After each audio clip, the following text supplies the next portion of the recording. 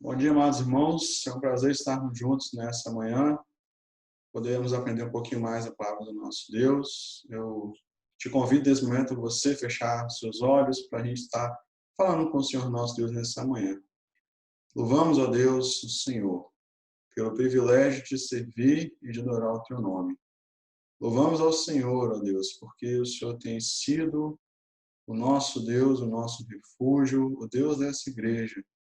Bendizemos ao Senhor por cada irmão que está ouvindo esse vídeo. Tu venhas abençoar cada lar, cada família, seja guardada, protegida pelo Senhor. Toda honra, toda glória, todo louvor sejam dados a Ti, ó Deus. Abençoe, ó Pai, a vida de cada irmão nessa manhã. Que a Tua palavra, Deus, venha falar aos nossos corações, em nome de Jesus. Amém. Amém. Vamos nesse momento louvar ao Senhor. Vamos estar juntos exaltando ao Senhor nosso Deus. Eu te convido a juntos louvar ao Senhor nosso Deus com o hino 26, ao Deus grandioso.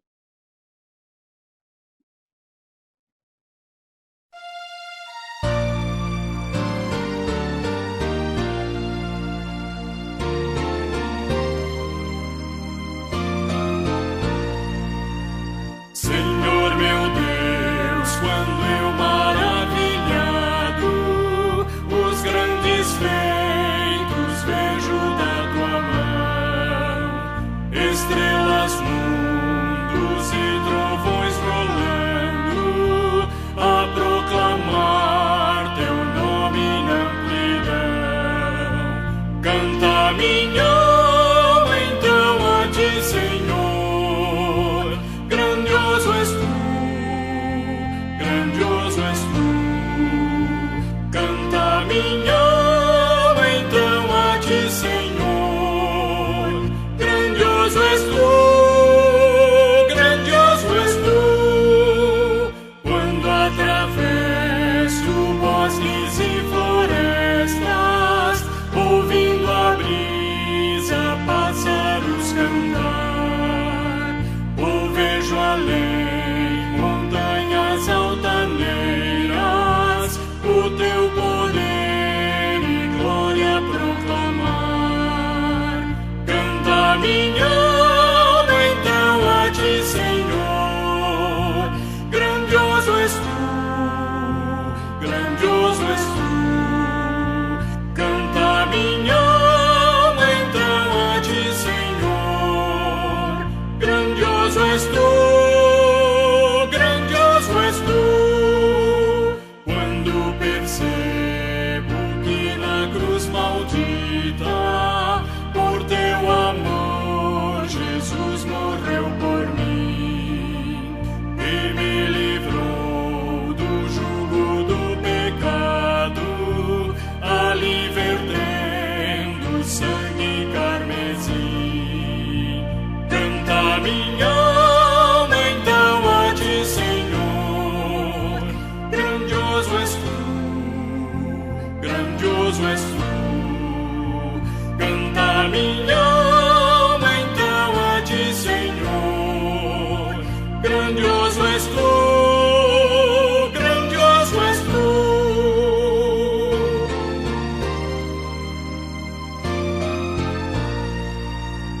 Quando afinal em resplendor e glória Jesus abrir as portas da mansão, eu hei de estar de joelhos entre os santos, na mais humilde fé adoração, e então cantar eternamente ali. Grandioso és tu, então cantar eternamente ali. Grandioso és tu.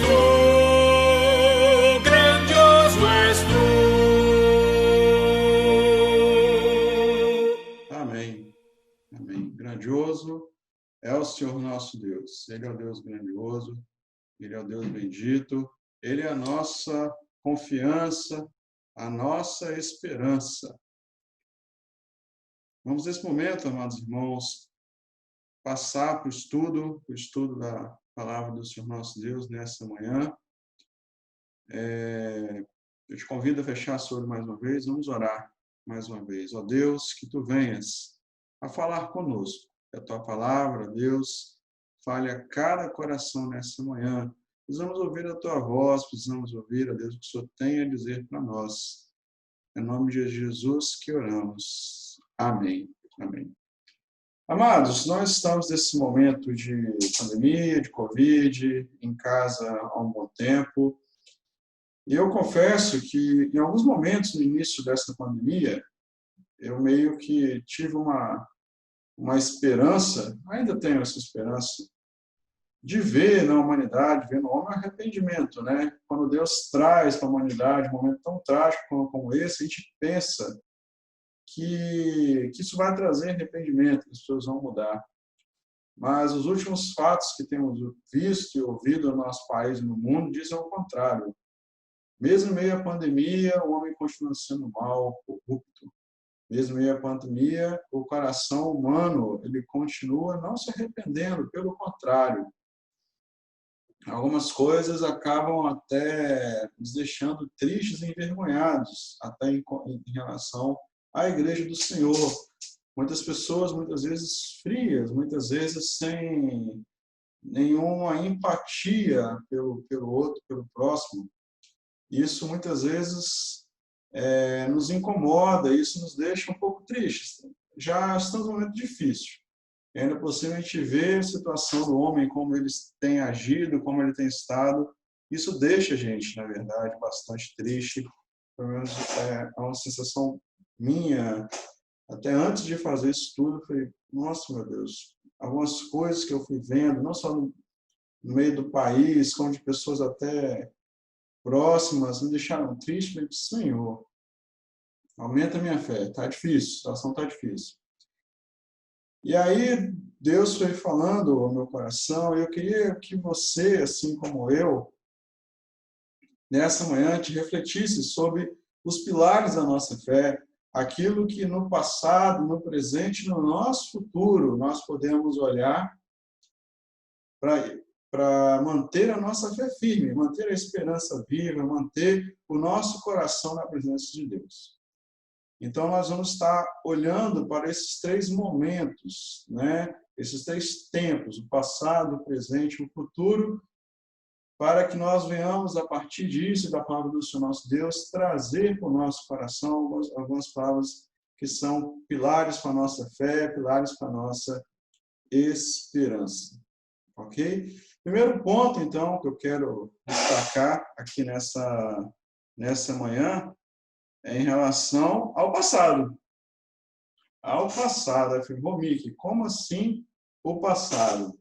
Meus irmãos, em relação ao passado, eu quero traçar dois pontos importantes aqui, em relação a olhar para o passado, olhar para o seu passado, que pode trazer esperança. Eu tenho visto, muitas vezes, nas igrejas, algo muito comum. As pessoas se convertem, vão para a igreja, eu fico feliz, se convertem, começam a estudar a Bíblia. Amém, importante estudar a Bíblia. Mas alguns têm se olhado para a teologia e têm ficado muito preocupados com a teologia pela teologia. Têm saído, muitas vezes, daquilo que é central na palavra de Deus, aquilo que é encorajador para o nosso coração, tem largado o evangelho de lado, como se o evangelho fosse uma coisa que a gente aprende só quando a gente começa a participar da igreja, e depois a gente vai estudar por coisas melhores, coisas maiores. A gente vai estudar sobre pré-milenismo, a gente ficar debatendo milênio, amilenismo, pós-milenismo, se mulher pode usar véu, não vai usar véu, se batiza por aspersão, por imersão, se é supralapsariano. Eu tive até que escrever esse negócio, tão estranho que essa palavra. Ou se é infralapsariano.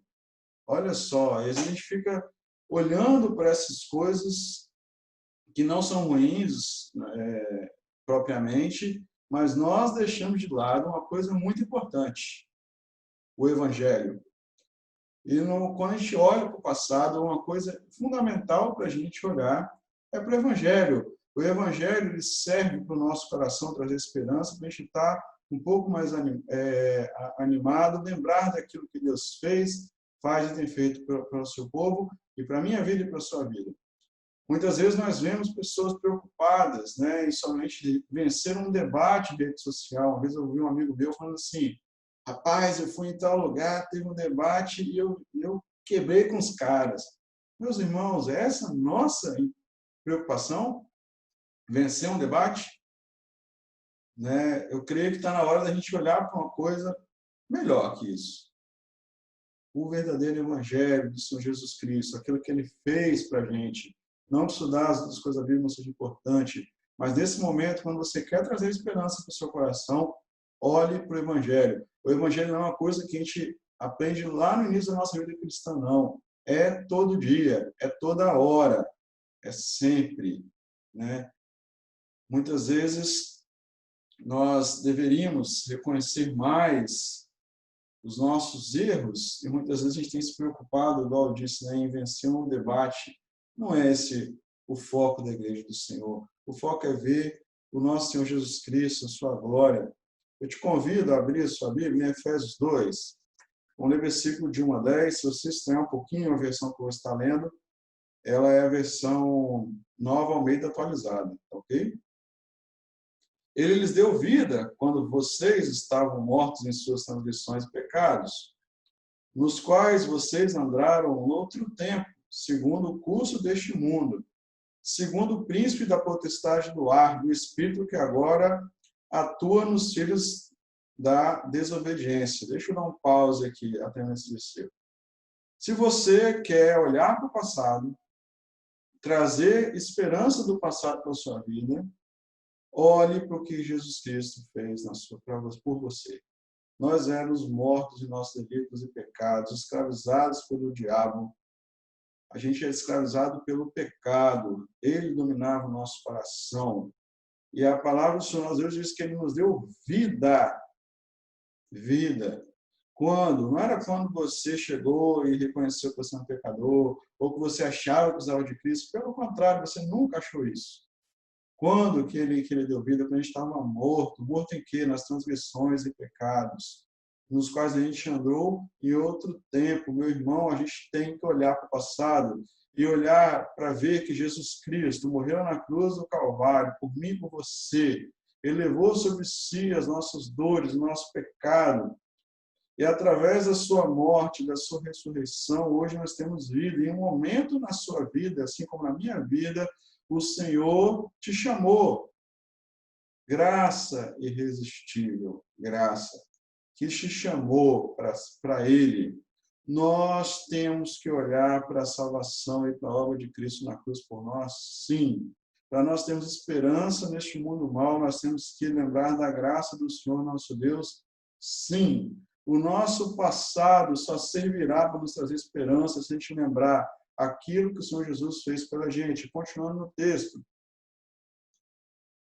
Versículo 3. Entre eles também nós todos andamos no passado, segundo as inclinações da nossa vontade, fazendo a vontade da carne e dos pensamentos. Éramos por natureza filhos da ira, como também os demais.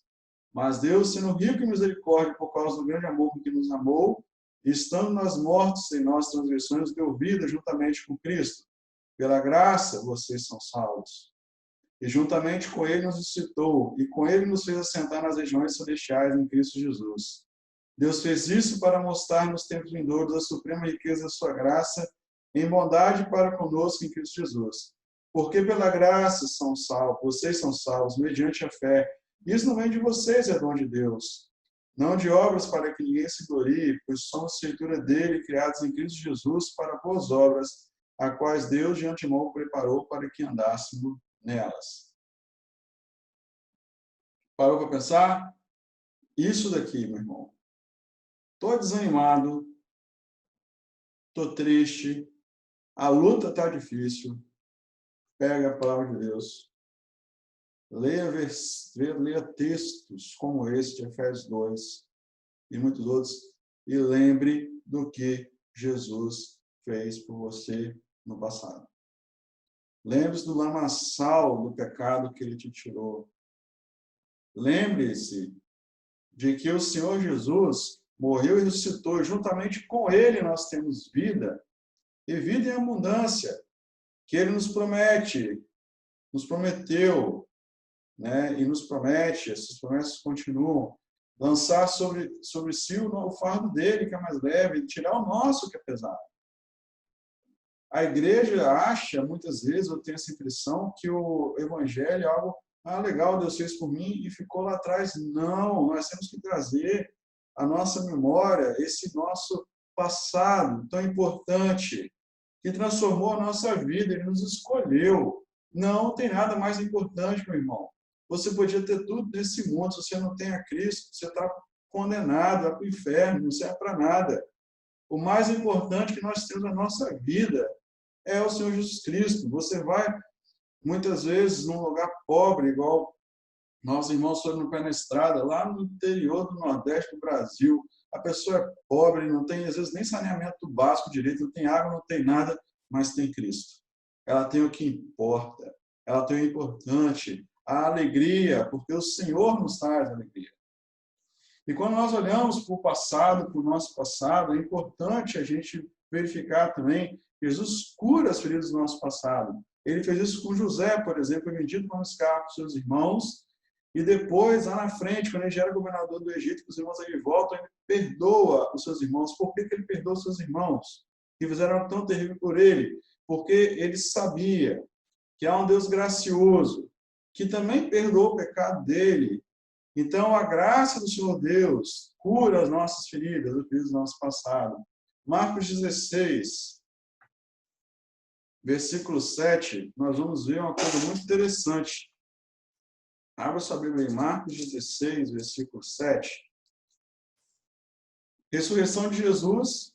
Aqui é o domingo da ressurreição. Maria, as duas Marias, a Madalena, a mãe do Tiago, e mais algumas mulheres comparam os olhos, estão ali, o túmulo de Jesus estava aberto, e no versículo 7 diz assim, o varão, o anjo que está ali, falando que o túmulo estava vazio, ele fala algo para as mulheres, olha só que interessante. Mas vão e digam aos discípulos dele e a Pedro, que ele vai adiante de vocês para a Galileia, lá vocês verão, como ele disse. Jesus cura as feridas do nosso passado. Esse texto, ele fala disso, de cura de feridas do passado. Por quê? Você nota que ele fala assim, vão e digam aos discípulos e a Pedro. Há uma ênfase a Pedro aqui. E essa ênfase ela é importante, porque Pedro não tinha negado Jesus 3 vezes. Pedro, assim como nós, ele negou Jesus, ele falhou muitas vezes. Ele foi aquela pessoa, né, cheia de altos e baixos, uma hora feliz, uma hora dava uma pisada de bola. Esse era Pedro. E quando esse varão chega e fala, e a Pedro, nós vamos ver que depois, quando Jesus trata e aparece para os seus discípulos, ele vai perguntar para Pedro 3 vezes, Pedro, tu me amas? E de novo, e de novo. Jesus se preocupa em curar as feridas do nosso passado. Então, meu irmão, se você errou muito no seu passado, ele lançou sobre ele as nossas dores. E na pisadura dele, lá na cruz, nós somos sarados. Está na hora, meu irmão, de olhar para frente. Está na hora de esquecer um pouco as tristezas do passado e olhar para o próximo momento, o presente. O presente. Então, eu te convido a olhar para o presente. O presente, Lucas 18, 35 a 43. Jesus está indo para Jerusalém, passa por Jericó, e quando ele está ali na porta da cidade, há a situação aqui. Aconteceu que quando Jesus se aproximava de Jericó, um cego estava sentado à beira do caminho pedindo esmolas. E ouvindo o barulho da multidão que passava, perguntou o que era aquilo. Anunciaram-lhe que Jesus, o Nazareno, estava passando. Então ele gritou, Jesus, filho de Davi, tenha compaixão de mim. E os que iam na frente o repreendiam para que se calasse, mas ele gritava cada vez mais, Filho de Davi, tenha compaixão de mim. Jesus parou e mandou que trouxesse um cego. E tendo ele chegado, Jesus perguntou: o que quer que eu lhe faça? Ele respondeu: Senhor, que eu possa ver de novo. Jesus lhe disse: pois então veja, a sua fé salvou você. Imediatamente ele passou a ver de novo e seguia Jesus, glorificando a Deus. Também todo o povo, vendo isso, dava louvores a Deus. Jesus está com você hoje, não só no seu passado. Isso significa que hoje ele está dizendo para mim e para você: o que quer que eu te faça? O Senhor é aquele que está conosco e que conhece nossas necessidades. Se você chega com um cego e pergunta assim: o que eu posso fazer por você? É óbvio que ele ia dizer: que eu torne a ver. Ele já te enxergava, que eu torne a ver, eu quero voltar a ver. Meu irmão, Jesus é aquele que está conosco e ele quer que nós cheguemos a ele em oração para pedir para ele a nossa necessidade. Ele quer ouvir da gente a nossa necessidade, como uma declaração de que nós precisamos dele sim. E ele está de olho, ele está olhando para a nossa necessidade. Ore para Deus, clame no presente, no agora. Jesus está contigo. O Espírito Santo de Deus está com você. Clame a Ele. É interessante que um pouquinho antes desse texto aqui, de Lucas 18, 35 a 43, no início do capítulo de Lucas 18, Jesus vai falar uma parábola do juiz iníquo.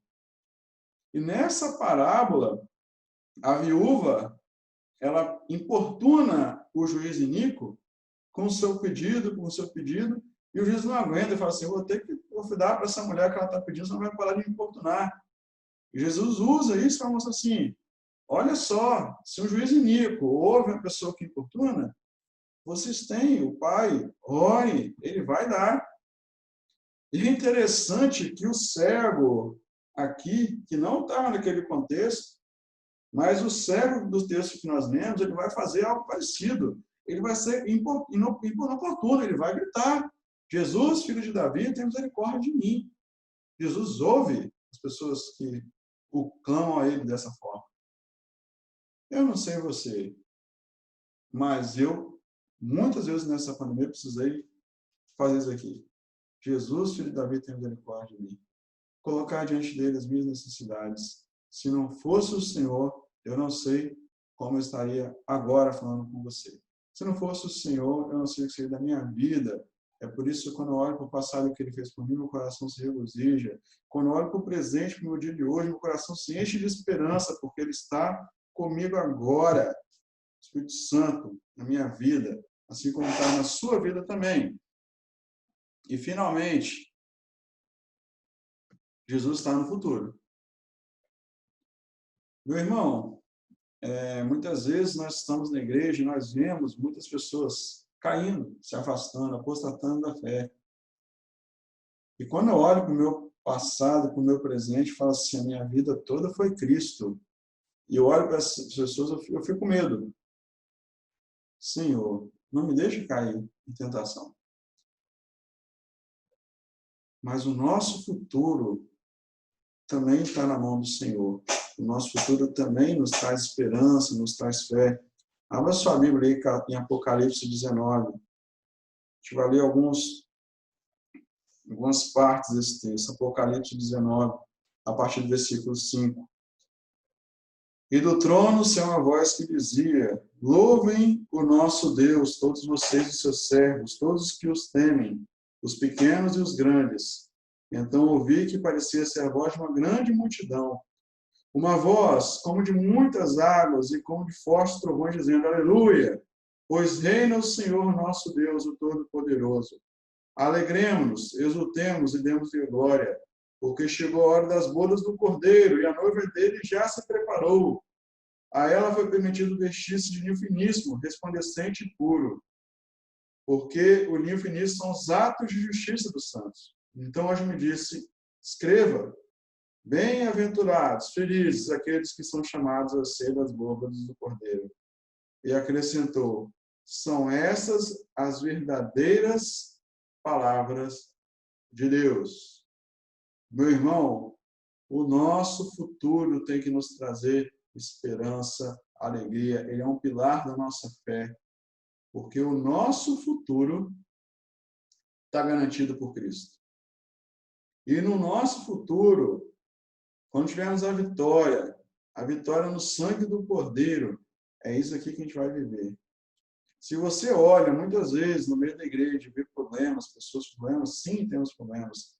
Mas o fato e a verdade é que a igreja de Cristo, a verdadeira, dos salvos, dos crentes, daqueles que colocaram sua esperança em Deus no seu passado, no seu presente, e agora olhando para o futuro, essas pessoas, elas vivem para a glória e honra do Senhor. E a igreja de Jesus Cristo, ela vai seguir vitoriosa até o final. Até o final. Uma das coisas que mais me trouxeram alegria nessa pandemia, em momentos de uma certa tristeza, né, que a gente passa, né, nessa loucura desse momento que a gente está vivendo, foram dois vídeos que eu achei muito interessante. Depois eu posso, quem quiser me procurar, eu posso passar o link desses dois vídeos. Duas músicas, Amazing Grace e The Blessing, a bênção. Essas duas músicas cantadas internacionalmente, pegaram várias pessoas de vários lugares do mundo e as pessoas cantaram e juntaram isso em um louvor. Meus irmãos, eu chorei quando eu vi esses vídeos. Sabe por quê? Porque a igreja de Cristo, ela é vitoriosa, ela é linda e ela se espalha por todo mundo. A igreja de Cristo, ela hoje, ela já está no mundo inteiro. Nós temos irmãos nossos lá na China sendo perseguidos, mas a igreja do Senhor está lá. E lá tem servo fiel de Deus, sim, em todas as línguas, povos, nações e raças. Na igreja de Cristo não tem racismo, não tem Black Lives Matter. All Lives Matter, todas as vidas importam, não é só de negro. Tem negro, tem amarelo, tem hindu, tem árabe, tem indiano, tem todas as raças. Tem branquinho, tem menos branquinho, todas as raças. Porque quando Cristo voltar, é a igreja dele, linda, maravilhosa, que vai estar ali junto. E todos nós vamos louvar o Senhor. Essas músicas, elas me comoveram meu coração por causa disso, porque eu fiquei assim, Senhor, se é tão bonito ouvir essas pessoas cantando assim no mundo todo, imagina a igreja do Senhor reunida, pessoas de todas as eras, de todas as nações, louvando ao Senhor nosso Deus. Oh, meu irmão, se isso não é motivo de dar alegria e glória ao Senhor, eu não sei mais o que é. Sério, eu não sei mais o que é. Porque é maravilhoso a igreja do Senhor. Eu ficava pensando, ouvindo a música ali, e aí você pega, às vezes, os nossos irmãos da África, eu não sei o que aqueles irmãos têm, que eles têm aquela voz forte, poderosa, né? Cantando. Aí você pega um irmão de outro país que tem um tenor maravilhoso, com a mulher do contralto. Meus irmãos, que coisa linda, que coisa linda. É a igreja de Cristo que vai seguir vitoriosa até o final. E aqui, nas bodas do Cordeiro, a palavra do Senhor diz: bem-aventurados, felizes aqueles que são chamados a ser das bodas do Cordeiro. Nós teremos a coroa da vida, toda lágrima vai ser tirada, toda dor, toda tristeza da nossa vida vai ser tirada, e nós temos a esperança de viver com Cristo para toda a eternidade. Se isso não faz seu coração palpitar, meu irmão, eu não sei mais o que é.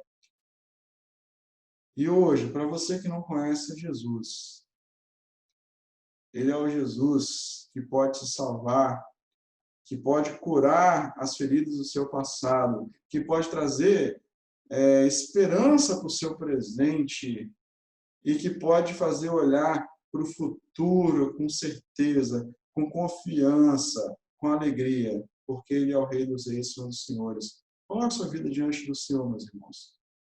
Coloque a sua vida, você que não conhece o Senhor ainda, coloque sua vida diante de Deus, porque Ele é poderoso. E Jesus Cristo diz hoje: vinde a mim, todo vós que estáis cansados e sobrecarregados, que eu vos aliviarei. Jesus Cristo, Ele é o nosso passado, o nosso presente, o nosso futuro. Ele é o pilar, o alicerce da nossa fé. Ele é o Rei dos Reis, o Senhor dos Senhores. Louvado seja o Senhor. Oremos. Pai, louvamos ao Teu nome pelo tão grande amor que o Senhor tem derramado sobre as nossas vidas. pela vida da tua igreja. Nós louvamos ao Senhor, ó Deus, porque podemos confiar em Ti, mesmo não sendo nada, pecadores. Mas o Senhor tem nos dado vida, o Senhor tem nos dado o prazer de pertencermos ao Senhor. Esperança. A nossa fé não está firmada nas coisas que nós podemos fazer, ou ver, ou sentir do Senhor, mas nossa fé está firmada no Deus que Tu és.